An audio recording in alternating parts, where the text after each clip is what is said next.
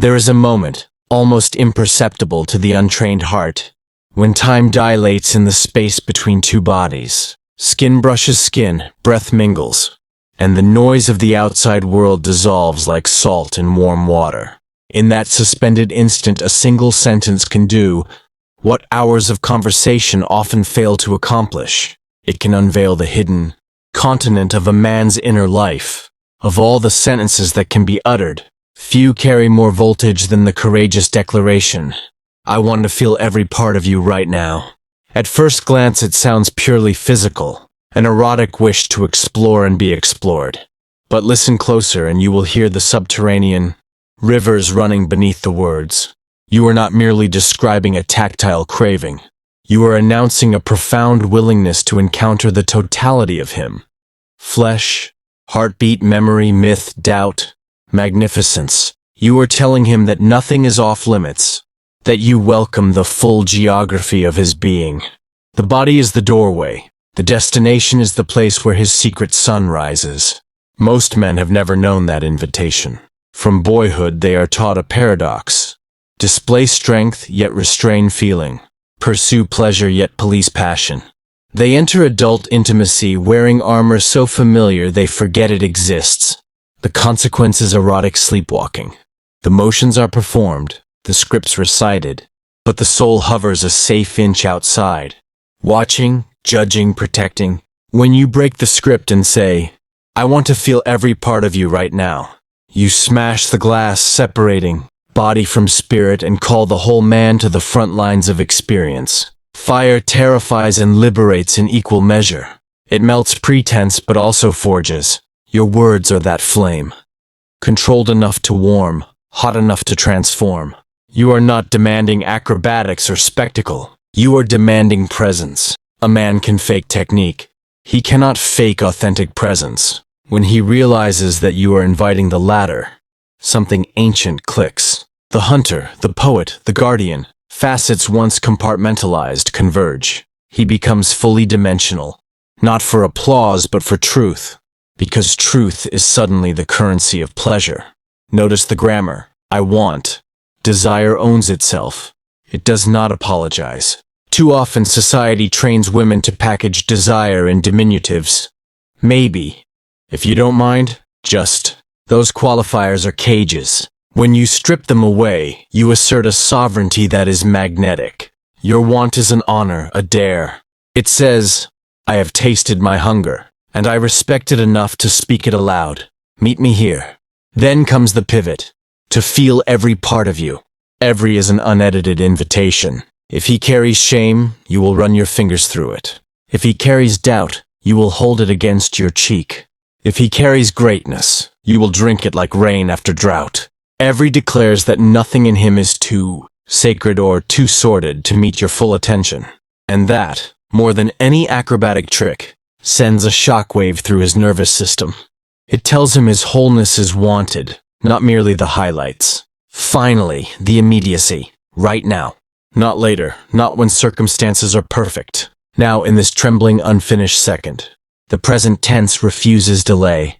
It says, "I love you unedited. Show me the draft version." Men live in perpetual rehearsal. Your insistence on now drags him onto the live stage of his own life. The echo of your sentence does not fade when the sheets cool. Days later, he will be caught off guard, perhaps staring at a spreadsheet when the words return, every part. It reminds him of a night when he was invited to stop auditioning and start existing.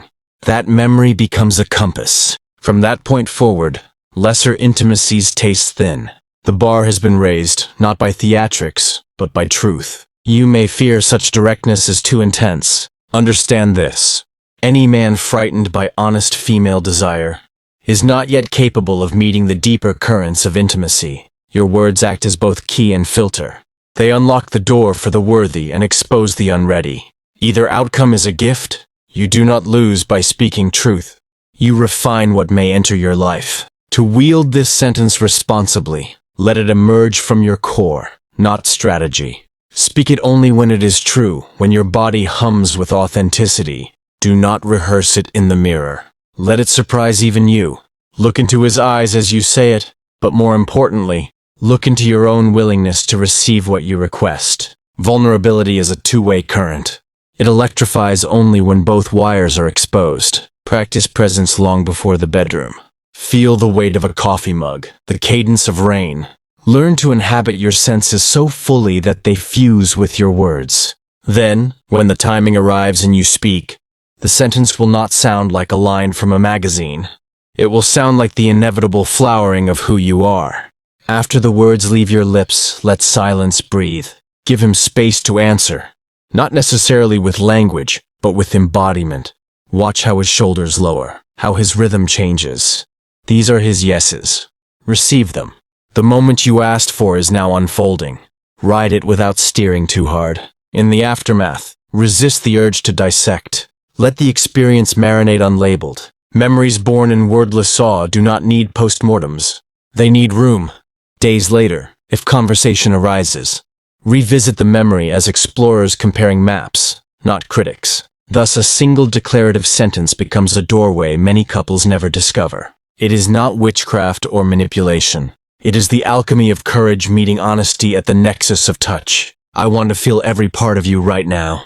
10 words, 1,000 possibilities. Say them like a bell rung at the roof of the world. If his soul is listening, it will answer. And together you will step from routine into revelation. And once the revelation is tasted, neither of you will ever settle for the ordinary again. The memory will glow forever. A man can stride through life wearing many medals, job titles, victories on the field or in the boardroom, the silent nods of respect from peers. Yet beneath, the polished surface hides a boy, who once stood on a playground hoping to be picked for the team. That boy never vanishes. He merely learns to hide his ache beneath achievement. When a woman locks eyes with him in the most vulnerable crucible of intimacy, and breathes, "No one has ever made me feel like this," she does more than flatter him. She resurrects that boy and heals him, in a single heartbeat. Why does this sentence strike with seismic force? Because it speaks to a universal masculine wound, the fear of being ordinary. Modern culture propels men into an endless foot race. Earn more, lift heavier, climb higher. Yet no accolade quite silences the whisper. Am I truly irreplaceable? Your words answer that whisper with thunder. In one exhale, you tell him that the landscape of your experience bears a single landmark, him. Every lover before becomes prelude. Every possibility after becomes footnote. You have crowned his presence sovereign over your senses. Notice the construction. No one has ever. It is both negation and coronation, erasing all antecedents while elevating the current moment to uncharted territory. You are not comparing him against an invisible scoreboard. You are declaring that the game itself changed when he arrived. That is a revelation men rarely taste. Even the most self-assured can find themselves privately haunted. Will I be just another chapter? Or will I be the turning point? Your sentence is the answer key slipped into his palm. But the magic of these words is fragile. They must be rooted in absolute sincerity. If spoken as strategy, they crumble into manipulation and eventually breed distrust. Authenticity is the oxygen that keeps the fire pure. To speak them truthfully, you must first allow yourself to feel them. Let the energy surge through you. The way his voice vibrates in your chest, the strange gravity of his touch, the aliveness that blooms in places language can only circle. When you are saturated in that feeling, the sentence emerges naturally, like fruit dropping from a ripened branch. Deliver it without performance. You don't need a dramatic pause or a cinematic soundtrack. Sometimes the most powerful moments are wrapped in quiet. Sweat-slick skin, a lamp flickering in the corner, the world hushed to a single pulse. Look at him, really look, as if your gaze itself writes history. Then say it softly, almost to yourself, but loud enough that his soul catches every syllable. The aftermath is subtle yet profound. First you will feel his body still, a micro-freeze as the words detonate inside him. Then a deep exhale, as if years of invisible armor slide off his ribs. Watch how his hands change, how they hold rather than grasp, how they explore not with hunger alone but with wonder. You have given him more than permission to feel great. You have handed him proof that he is great where it matters most, in the private temple of your experience. Days later, that line will surface when self-doubt ambushes him. Perhaps he fumbles a presentation, loses a client, or scrolls social media and sees men who seem taller, richer, more accomplished. Suddenly your voice echoes. No one has ever made me feel like this. It hits like an antidote. External metrics shrink because intimacy is the ultimate referendum on significance, and he is already passed with highest honors. Yet the sentence does more than comfort. It ignites responsibility. A man who feels irreplaceable doesn't retire into complacency. He rises into stewardship.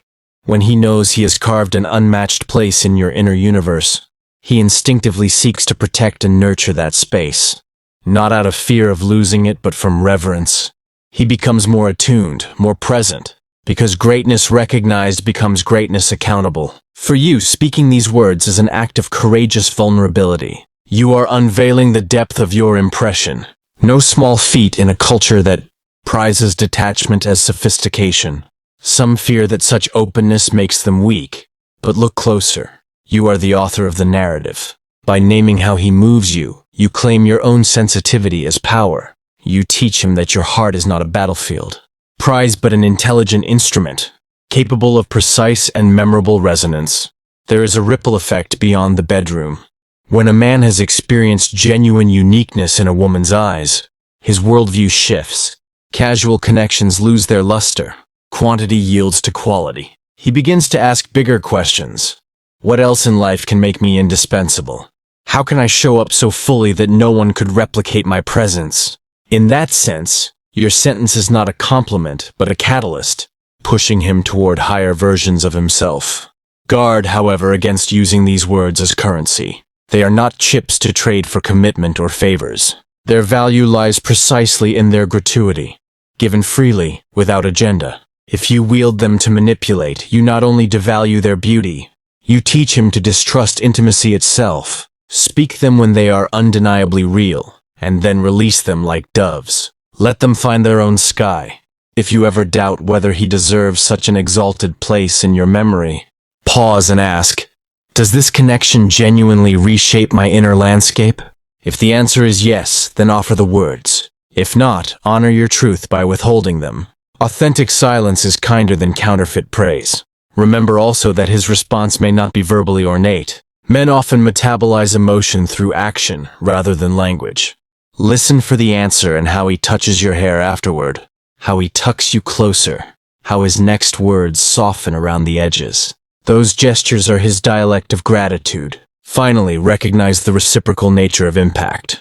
By naming his uniqueness, you simultaneously carve your own. He will remember the woman who spoke those words because such declarations are rare. Years from now, in a moment of nostalgia, he may struggle to recall 1,000 details of lovers past. But your sentence will remain, etched like a carving in wet cement. In remembering that, he also remembers you, the bravery in your gaze, the hush in the room, the sacred finality in your tone. Thus, no one has ever made me feel like this is not merely an accolade. It is living architecture. It builds a private cathedral where both of you can hear your footsteps echo, reminding you that what you created together was singular, unrepeatable, and therefore priceless. In a disposable era, you have crafted something indelible. And once a man has tasted indelibility, he hungers for it forever. There is a moment, often soft and slow, when the storm of passion has not ended, but begun to transform, when the rhythm steadies, and breath no longer chases climax, but starts to merge with meaning. In that sacred space, one sentence can open a man wider than any moan or movement ever could. I feel so safe with you right now. At first glance, these words might seem delicate, almost too gentle to carry weight. But to a man, especially one who has walked through a life of masks, roles, and pressure, they land like thunder in a quiet canyon. Because deep down, beneath all the striving and stoicism, lives a craving that few men ever speak aloud. The desire to be safe enough to stop performing. Let's be clear. This line is not about your physical safety alone. Though that matters, it's about emotional safety. It's about what he represents in that moment, not as a body, but as a presence. When you say, I feel so safe with you, you're not just complimenting his ability to be gentle. You're acknowledging something far more profound. His ability to be trusted. To trust someone in your most open, vulnerable, naked form is not weakness. It is strength of the highest kind. And for a man to hear that from a woman he is joined with is life-altering. Because most of his life, strength has been defined by control. Control of emotions, control of circumstances, control of desire. But here now in your arms, he hears that his presence brings peace, that his strength soothes instead of suffocates, that his touch grounds instead of grips, that his dominance, if present, isn't about power over you, but protection of you. That is an awakening he never saw coming. You see, men are often raised to disconnect feeling from physicality. They are taught that desire and emotion live in separate rooms. But the truth is, they don't want that. They just don't know any other way. When a woman chooses to link love and lust in the same breath, to say, I feel safe, at the height of the most vulnerable act, she doesn't just seduce, she teaches, she gives permission, she reprograms something ancient. And it's not just about what he hears, it's about what it means. It means he can let go of performance. It means he doesn't need to be perfect. It means he doesn't need to hold back out of fear of hurting or failing. It means his presence is not only wanted but trusted. That level of emotional assurance doesn't make a man weaker. It makes him more. Because a man who knows he's safe to be fully himself, a protector who doesn't need to pretend, becomes more tender, more present, and paradoxically, more powerful. Not the power that dominates, but the power that devotes. Understand the rarity of this. So many people touch, but never connect. So many lovers chase intensity, but never find safety. So many bodies intertwine, but hearts remain distant. But when you say this one sentence with eyes wide open and honesty in your breath, you collapse the distance. You say, I am here. I'm not just opening my body. I'm opening my trust. And I trust you. That's not sexy. That's sacred. He may not say much in response. He may not know how to. But you will feel it. In the way his arms tighten. In the way his forehead rests against yours. In the silence that suddenly feels like prayer. He hears you. And more importantly, he feels you. And that feeling becomes a benchmark. A new blueprint. A place he'll search for again and again. And here's the beautiful twist. When you give him emotional safety, you unlock his ability to give you more. Because now the walls are down. The guards are gone. His body becomes a messenger for his soul. And what he offers you is no longer performance. It is presence. That's when he stops doing sex and starts experiencing intimacy. Not just for you, but for him. Now, let's talk about you for a moment. Saying, I feel safe with you, is not about being soft in the traditional, fragile sense. It's about being brave. Because to feel safe, you must first drop your own guard. You must release the control that says, don't show too much. Don't admit what you feel. You must step into emotional nakedness with the same courage it takes to be physically bare. That's not dependency. That's emotional sovereignty. Because the woman who says this line from a place of power is a woman who knows herself. She knows that offering vulnerability is not a gift she gives to every man. It is a gift reserved for the one who has earned it. And when she gives it, not because she needs to, but because she chooses to, her words carry the authority of the sacred. A man doesn't forget that. He may forget how you looked in a certain dress, or the exact playlist that was playing, but he will not forget the moment a woman looked at him in the stillness of the most vulnerable space and whispered, I feel safe with you. Because that line isn't just about that night. It's about his place in your life. It tells him he is not a threat. He is not just a thrill. He is trusted. And for a man who has moved through a world that often fears or doubts his masculinity, that trust becomes a mirror. In your eyes, he sees a version of himself that is whole, capable, worthy. And when a man sees that version of himself reflected back to him, he begins to live into it, not just in bed, but everywhere. He starts showing up differently, listening more, caring more. He becomes bigger, not because you asked him to be, but because you believed he already was. So don't underestimate this line. Don't save it for fairy tale moments. Say it when your heart feels full. Say it when your body is soft and open. Say it when the moment needs to be marked. Not with grand gestures, but with truth. I feel so safe with you right now. Say it without fear. Say it without drama. Say it with presence. Because when you do, you're not just speaking into the air. You're speaking into him. Into the parts that ache to be seen without having to perform.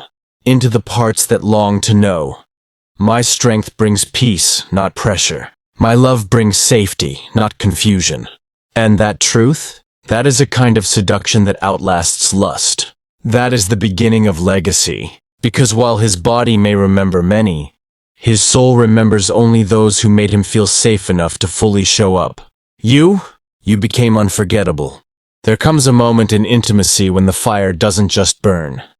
It beckons. It's not just arousal anymore. Not just the tension of skin on skin or the build toward release. It's something more ancient, more primal, more spiritual. It's the point when two bodies begin to dissolve into energy, when restraint becomes noise, and presence becomes the only language left. And right there, at the height of that rawness, there is a sentence that parts the veil of ego and taps into the soul of a man. I want all of you. Don't hold back. Say it once, from the center of your body, from the heat of your truth, and watch what happens. Not just to his breath or to his movements, but to his being. Because those words don't just arouse him. They summon him. They call out the part of him he's been told to restrain, to shrink, to polish for polite company. They touch the wild, unedited masculine at the root of who he is, and whisper, you don't have to be small here. Most men go their entire lives not knowing what it feels like to bring their whole self into intimacy. They're told to be gentle but not too soft, dominant but not too much, in control but still emotionally available. They juggle contradictory messages until they become actors instead of lovers, performers instead of partners. And every now and then, they meet a woman who rips the script in half, not with techniques, not with tricks, but with truth. When you say, I want all of you, you're doing exactly that.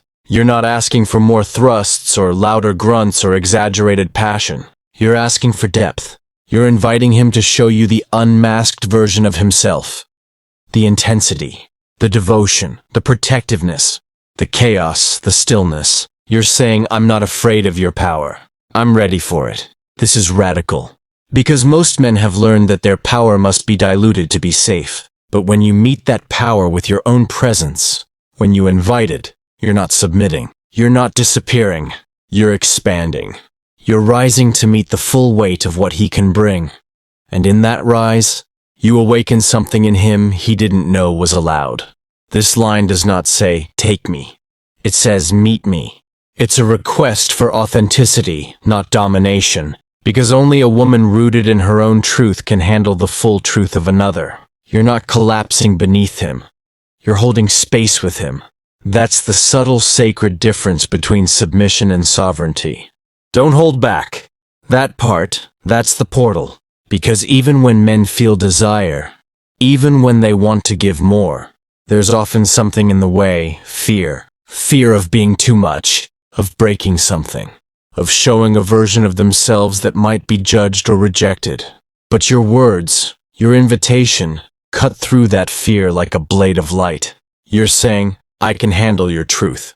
I want your truth. Don't filter it. Don't edit it. Just be. And that, for a man, is the deepest seduction. Not just to be wanted for what he does, but for who he is underneath it all. What happens when you say this? Something ancient stirs in him. Not the player, not the practiced lover, but the protector, the poet, the primal. You will feel it in the way he starts to move with purpose, not just rhythm. In the way he begins to listen with his whole body. In the way the room thickens with something that cannot be described but only felt. Because suddenly he is no longer doing sex. He is inhabiting love. And this is where the deepest magic lives. When a man has full permission to bring his depth, he starts to see you differently too. Not as a conquest, not as a woman to impress, but as a woman to honor, to explore, to worship in the truest sense of the word, with reverence. Because you didn't just open your legs, you opened your soul. And that kind of opening doesn't beg for devotion. It commands it. Now, let's talk about you again. To say this line with truth, to really mean it, you must first be connected to your own wholeness. You cannot invite him to give all of himself if you're still holding parts of yourself back. That doesn't mean you need to be fearless. It means you need to be real, present, honest, rooted in your body, in your desire, in your capacity to feel. Your power lies not in perfection, but in your ability to stay open, to receive him not as an idea of a man, but as the actual man in front of you. His flaws, his force, his fullness. When you can hold that without shrinking or pretending, you become unforgettable. Not just because of what you do, but because of what you see in him. Because that's what this line ultimately is. Not just a sentence, but a mirror. It shows him his own reflection, unfiltered, unjudged, invited. And that mirror is something he may not have seen in years, or ever. And once he sees himself in your eyes that way, powerful and pure and needed, he will never be the same again. You become the woman who gave him the one thing no other woman ever dared to offer: permission to be whole.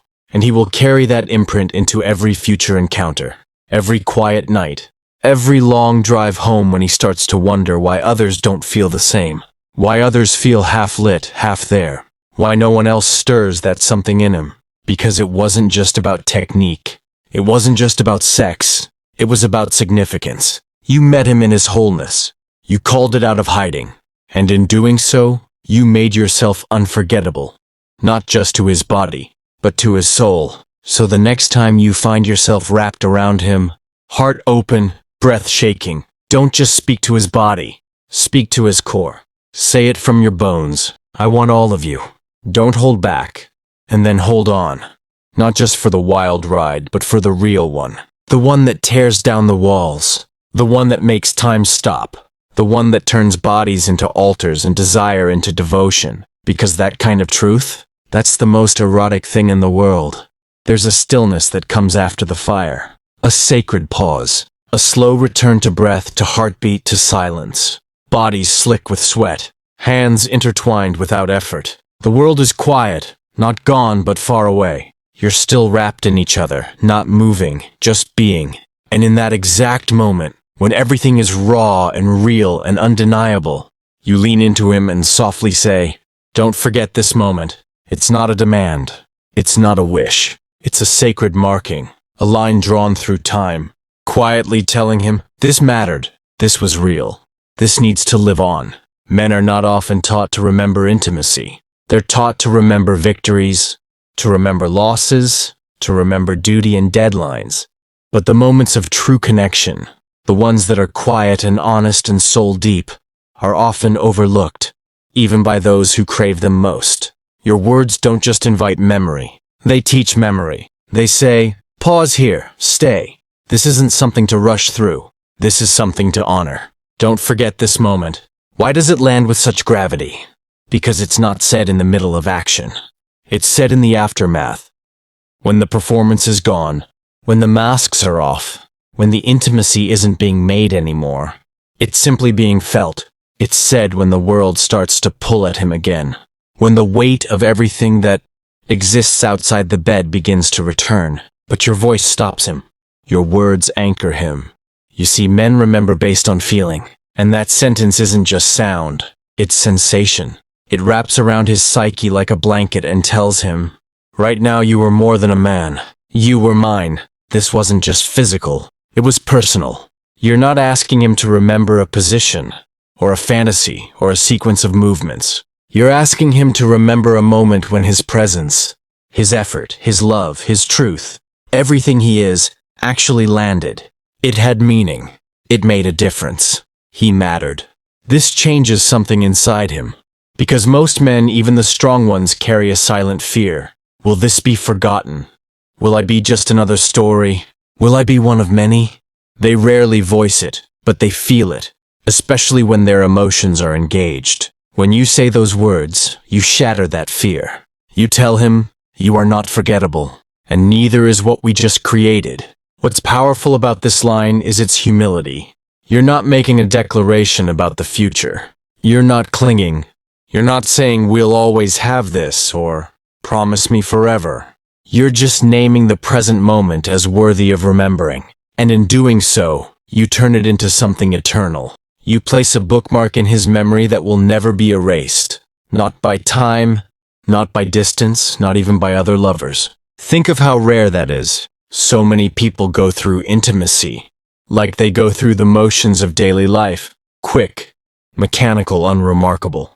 But you didn't let it be that. You stopped the clock. You used your voice to turn the room into something more than a space. You turned it into a sanctuary, because memory is holy. And when a man remembers a woman, really remembers her, it's not her perfume or her moans or the way she moved. It's how she made him feel. It's the way her eyes looked at him like he was enough. It's the way her words touched something no one else even noticed. Don't forget this moment. Those 5 words become a ritual. They stay with him. He might not respond. He might only kiss your forehead, or exhale into the silence, or hold you a little tighter. But inside something is happening. You've reached a part of him even he rarely visits. You've entered the vault of meaning, and the echo of that moment will follow him. He'll be driving home one night, windows down, and feel the breeze remind him of your breath. He'll hear a song and remember the tempo of your heart. He'll lie next to someone else months or years from now and wonder why it feels less, why something is missing. And he'll remember. Not out of guilt, not out of longing, but out of truth. Because you left him with something permanent, a timestamp on his soul. You didn't just give him your body, you gave him the experience of presence. You showed him what it means to really be there. Not distracted, not performing, but connected. And that kind of memory isn't just sweet, it's defining. But here's something deeper. When you say this line, you are also affirming yourself. You're saying, I will remember this too. You're claiming your own experience as something sacred. You're not pretending it's just sex. You're not letting it dissolve into the haze of ordinary. You're declaring, this moment shaped me too. That's power. Because the woman who speaks with that kind of grounded presence is unforgettable. Not because she's flashy or demanding, but because she sees what others miss. She feels what others won't. She says what others are too afraid to name. You become the mirror that reflects not just pleasure, but purpose. You become the woman who turned a night into a milestone, a body into a memory, a moment into meaning. And that's the legacy of real intimacy. So when your head is on his chest, or your body still shivers from release, and you feel that gravity pulling you both deeper, don't rush. Don't close off. Don't slip away. Lean in. Let your voice carry the weight of everything you felt but never had words for until now. And simply say, don't forget this moment, then let the silence speak the rest. Because it will, for the rest of his life.